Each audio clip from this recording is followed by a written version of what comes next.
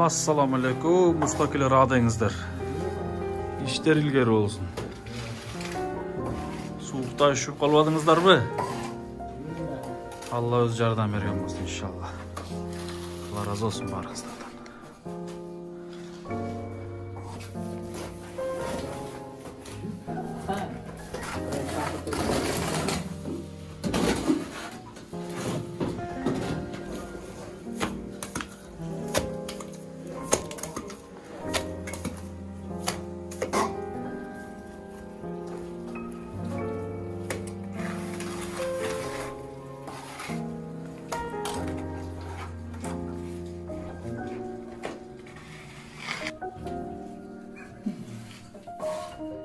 Yes, you get chua.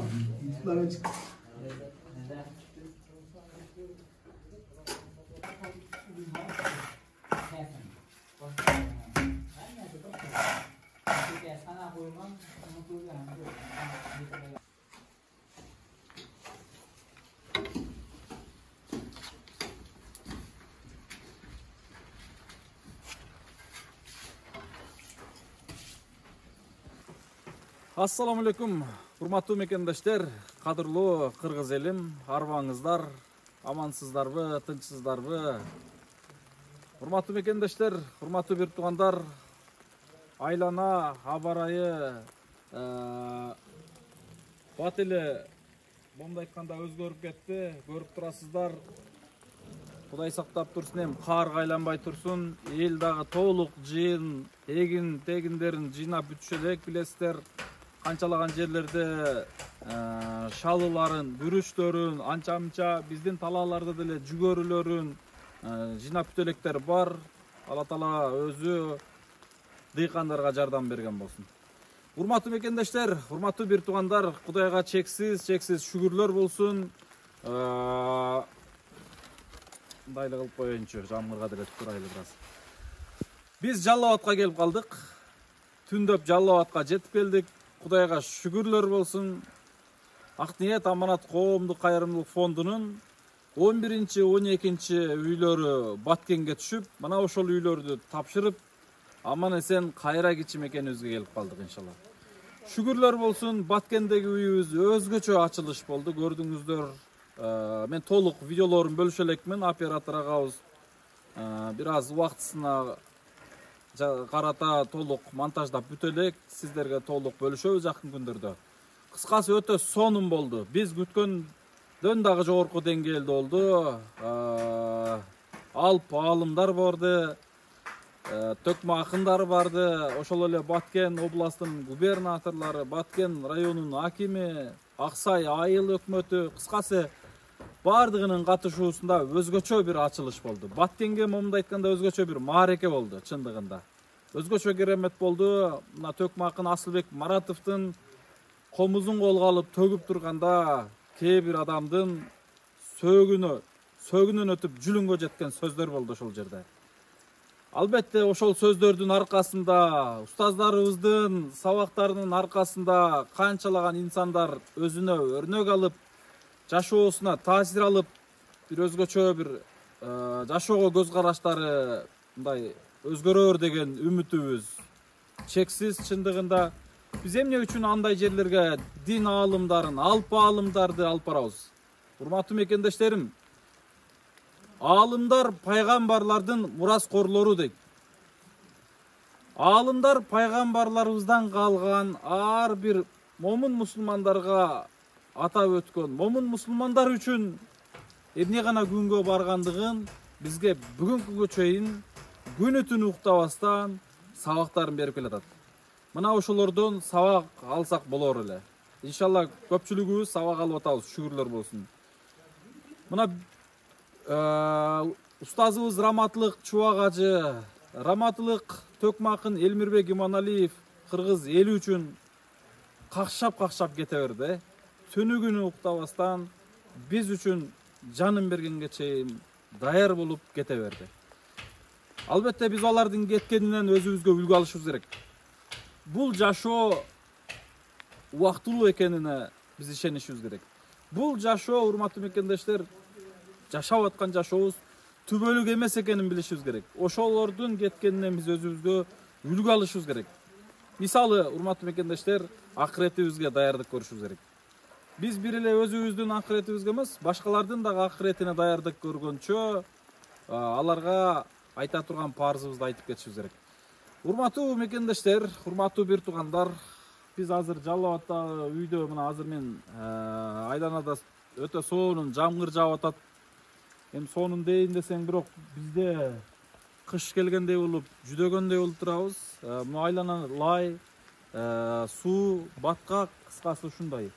Бирок негизгиси усталар үйдүн жумушун, сырткы жумуштарын толук бүтүрүп, азыр ичине кирип калышты. Ичинде затырка жумуштары, андан сырткары, стяжкалары болуп атат. Мына ушундай достор. Салам алейкум. Урматтуу мекендештер, урматтуу бир туугандар. Бүгүн октябрдын 10 күнү. Октябрдын аягында эле уже кар түшүп калыштай эле болуп турат. Айлана бүт эле уже тоолорго кар түшүп турат. Кыскасы, сиздерге мен негизги кайрылуумдун себеби, достор, артыбыздагы быйыл 2021 жылдын акыркы үйү, 21 жылдын Ак Ниет Аманат коомдук фондунун 13 үйү. Мына ушул үй кышка чейин, кар жааганга чейин бүтүп калса экен деп мен сиздерге кайрадан аргасыз кайрылып атам. Мен бул кишилердин документтерин көтөрүп алып, өкмөткө, же бир акимге, же бир губернаторго, же бир арабка, же бир мамлекетке кайрылбайм. Же бир колунда бар байга дагы барбайм. Бир байдын эшигин барып такылдатып, жамгыр жаап атат, кар жаап атат. Ол муктаж үй бүлө, бирөөнүн үйүндө, үйдүн үстү ачык, лай басылбаган үйдө жашап атат. Ушул үй бүлө кышка чейин ушул үйгө кирип калсынчы деп мен бирөөнүн эшигин барып такылдатпайм. Такылдаткан дагы эмесмин. Себеби, достор, ар ким ар кандай кабыл алат. Бирөө туура кабыл алат, бирөө туура эмес кабыл алат. Бирөөнү мажбурлап коюшу мүмкүн. Бирөө бар туруп бергиси келбей жатса дагы анын намысына тийип мажбурлап коюшу мүмкүн. Негизгиси, биз эфир аркылуу, азыр соц тармак өнүккөн заман, 21 кылым, баардыгы технология өнүккөн, интернетти көрүп отурган заман, ар бир мекендешибиз көрүп атат. Ар бир туугандарыбыз көрүп атат. Ар бир жакындарыбыз көрүп атат. Ар бир ушул Сыргабай экенин жердештери көрүп атат, жакындары көрүп атат, туугандары көрүп атат. Момун мусулман бир туугандары көрүп атат. Эң негизгиси жалпы мекендештер көрүп атат. Мекендештер көргөндөн кийин мен ар бир оозу менен кайрылып атам. Болгону 150 сомдон ушул үй бүлөгө кайрылып турсаңыздар, ушул үй бүлө кышка чейин үйлүү болуп калса экен деп кайрылып атам. Мен албетте бул жумушум акыркы жумуш эмес. Мен ар бир жумуштарымда мына ушинтип сиздерге кайрылам. Бир эле кирпичтен суранып кайрылам болгону. Бир эле кирпичтен. Бир кирпичтин баасы быйыл 8 сом. 8 эле сом. Кече магазинге суу алганы кирсем, жанымда бир киши кирип, аркамдан сурап калды, кулагым түшүп калды. Штучный сигарет сатылабы деп сурап калды. Магазинчи ооба деп жооп берди. 8 сом деди. Бир штук сигареттин 8 сом экен. Бир штук чылымың 8 сом экен. Бир пачкада 20 штук чылым болот. Ошол 20 штук чылымдын 1-2 штугун азайтып койсоң деле ушундай иштердин бир нечесине себепкер болосуңар деп мен бир нече тилим тешилгенче кайрылып келатам. Туура кабыл алганы бар, туура эмес кабыл алганы бар. Албетте ал ар бир адамдын өзүнүн деңгээлине жараша. Биз мажбурлабайбыз эч кимди, мүмкүнчүлүктөр Кудайга шүгүр бар. Негизгиси, урматтуу мекендешим, жүрөктөн чыгып мына ушундай үйлөргө жардам беришсе деп мен силерге кайрылып атам. жүрөктөн чыгыш керек.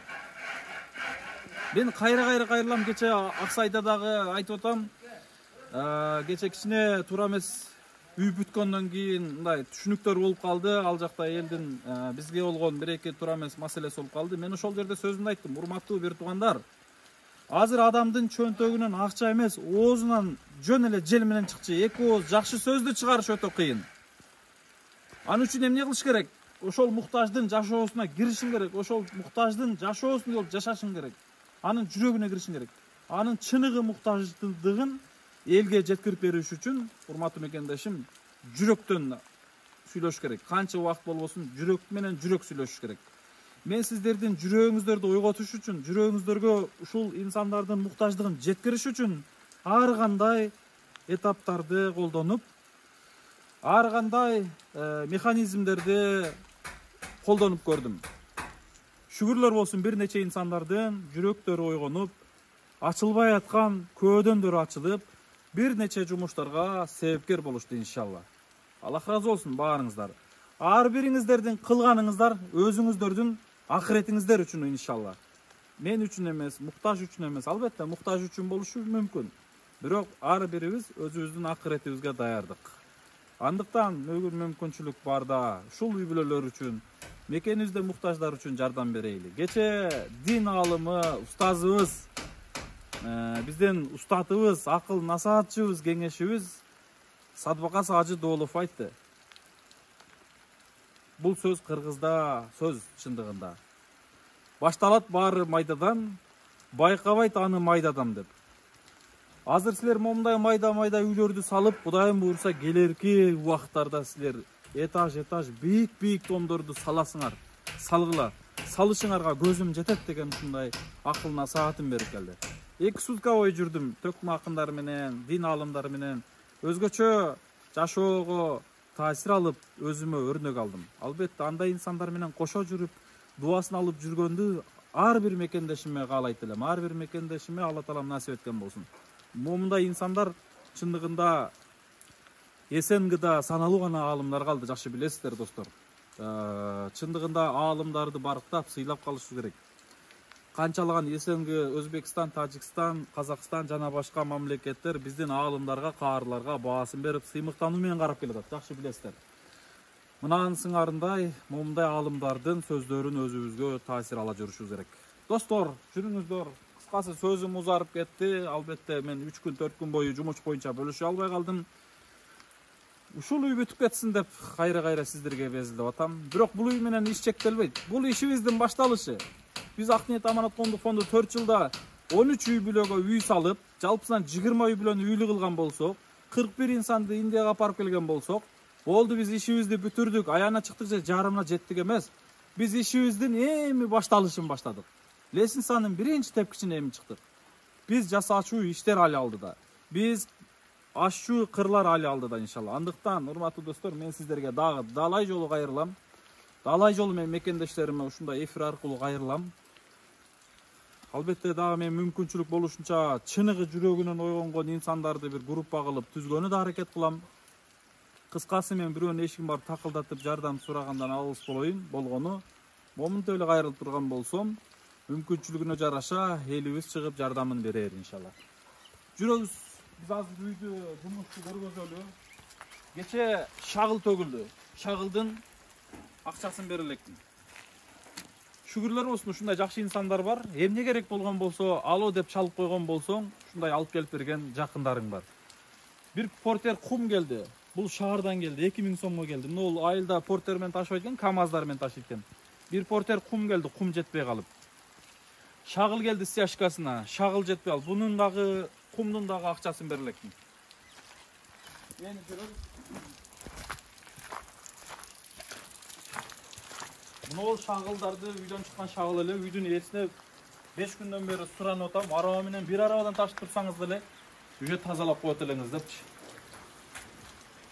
Кече 1 тонна цемент келди. Мына 1 тонна цемент. Бунун да акчасын бере электим. Кумдун, шагалдын, могол цементтин акчасын бере электим. Мен түндө Баткенден келдим. Бүгүн бериш керек. Мен ошон үчүн сиздерге кайра кайрылып атам, достор, мекендештерим. Азыр устакелерибиз мынакей шваб үйдүн ичин толугу менен шваб үйжөн биян көрүбүз койлук. Затирка жумуштарын жасап атат. Затирка деген ошо экинчи слой тегиз швабтарын швап атат мынакей. Акыркы финишный работа болуп атат мондай айтканда. Анан буну бүтөөр менен полу на полностью стяжкасын кылышат. Анан азыр мына бул жакта дагы откосторун швабаган ушул балдар кыскасы жумуш жасап атат. Сырты болсо затиркасы бүтүп калды, бир гана алды калды. Айнектин откостору уже чыгып бүтүп калды, Кудай кааласа. Достор, бизде дагы сонун бир жаңылык бар. Мына азыр бизге бир Тайгарадан Самат деген бала 2 күндөн бери байланышып, "Таксыр, ушул үйгө печка салам деген экенсиңер. Ушул печканы мен печка салып иштейт элем негизи. Печканы мен акысыз алып берейин. Анан печкага кетчү бүт материалдарды мен досторум айтып көрөйүн, эгер жардам берген болсо, өзүбүз ушул печканы кылып берели" дешип, өздөрү ушул жерге келишти. Мен чалбадым, чакырбадым. Алла Таала ушундай жакшы инсандарды ушул жерге жөнөтүп, караңыздар. Жамгырдын күнүндө эң кымбат болгон убактысын кыян бөлүп ушул жерге келип, мен жасап берейин деп мына келип турат. Азыр материалга кетти. Досторунан каражат чогулткан экен, ошол каражатты чогултуп алып, материалга кетти. Азыр Кудайым бурса, печканын толук материал келсе, эртең печка башталат. Үйдүн печкасы дагы мына маселеси чечилди. Караңыздарчы. Кече эле бирөө байланышып атты, печкасына канча материал кетет экен деп. Байланышты мен толук билбейт экенмин, усталар эсептеп чыксын десем, кайра ошо ойдон байланышпады. Албетте, бул жумуштарды кимге буйруйт? Мисалы, кимге буйруйт ойлойсуздар? Өзүңүздөр бир суроо салыңыздарчы. Бул жумуштарды бир өкмөттө иштегенге, же колунда акчасы бар адамга, же болбосо бир күчтүү адамга, же спортсмен, же болбосо бир эрки күчтүү адамга эмес. Бул жумушту, урматтуу мекендешим, жүрөгүндө чыныгы, ниети бар инсанга гана буйруйт да. Ошон үчүн мен дайым айтып келем го сиздерге. Жакшы ниет кылыңыздар, жакшы ниет кылыңыздар. Ушундай иштерге жок дегенде бир мык болсо да салым кошуп калайын деп, Кудайдан суранып ниет кылыңыздар дейт элем. Мына ушундай достор, мекендештер, келиңиздер, колдон келишинче колдойлу. Жамгыр жаап атат, айланада көрүп атасыздар. Эртең каарга да айланып кетиши мүмкүн. Кыскасы ишти токтотпойлу, алдыга жылдырайлы, ушул иш бүтүп кетсин деп мен сиздерге дагы суранып кетер элем. Келиңиздер, колдон келишинче колдоп, жардам берип, кайдыгер карабастан колдоп бериңиздер. Сунуш суроолор үчүн, же болбосо жардам берүү үчүн фонддун, Ак ниет аманат фондунун счеттору Элсом Сбербанк карталары экран алдына коюлат, описанияга да коюлат. Сунуш суроолор болгон болсо, WhatsApp Элсом байланыш номер 705 033 7790. Байланышыңыздар достор. Мынол үй бүлөгө карабастан Алланын ыраазычылыгын алуу үчүн аракет кылайлы, мекендештер, жердештер. Бардыңыздарга мен терең кайрылып кетем. Бул үй бүлө билбесе койсун. Негизгиси Аллах билсе болду. Негизи эле азыр жакшынакай грамотный адамдар деле билбегенде билбей эле калып атышат. Ошондуктан мен сиздерге айтаар элем, пенденин билүүсү шарт эмес, пенденин рахматын алуу шарт эмес. Негизгиси Алланын рахматын алганды аракет кылайлы. Жакшылыктарда көрүшкөнчө, мен эми бул жумушту сиздерге күн алыс болбосо күндө бөлүшүп турам. Бул иш алдыга жылып кеткенче күндө кайрылып турам. Күндө кээ бириңиздерге жаман көрүнүп турушу мүмкүн, бирок түшүнүгү бар инсандар үчүн мен кайрылып турам иншалла. Көрүшкөнчө. Ассаламу алейкум.